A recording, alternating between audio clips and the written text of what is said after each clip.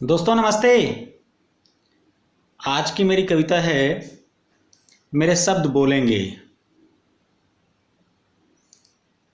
कविता है, तुम्हें अपने कान बंद करने हैं तो कर लो। तुम्हें अपने कान बंद करने हैं तो कर लो, क्योंकि मेरे शब्द तो बोलेंगे। फिर तुम्हें यदि हो यकीन कि तुम्हारी गोलियां मेरे शब्दों को मार सकेंगी। फिर तुम्हें यदि हो यकीन कि तुम्हारी गोलियां मेरे शब्दों को मार सकेंगी,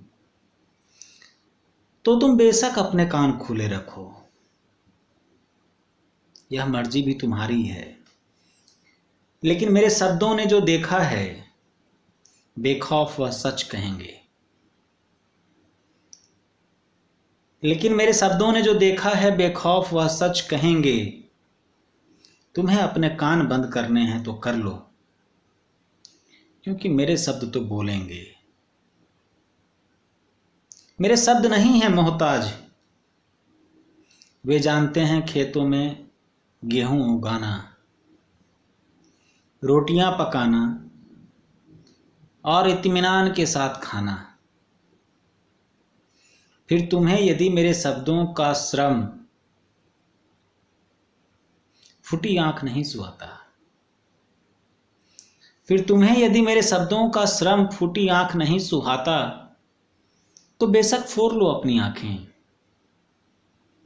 मैं फिर कह रहा तुम्हें अपने कान बंद करने हैं तो कर लो, क्योंकि मेरे शब्द तो बोलेंगे। तुम्हारे शब्दों का रचयिता होगा कोई, किसी ब्रह्मा के मुख से जन्मने वाला, व्यास या फिर तुलसीदास। तुम्हारे शब्दों का रचयिता होगा कोई, किसी ब्रह्मा के मुख से जन्मने वाला, व्यास या फिर कोई तुलसीदास, या होगा कोई परशुराम जैसा मातृहंता। लेकिन इससे मेरे शब्दों को क्या? वे तो जंगलों में पेड़ों पर उगते हैं, खेतों में शान से उपजते हैं और भैंस के थन से निकलते हैं।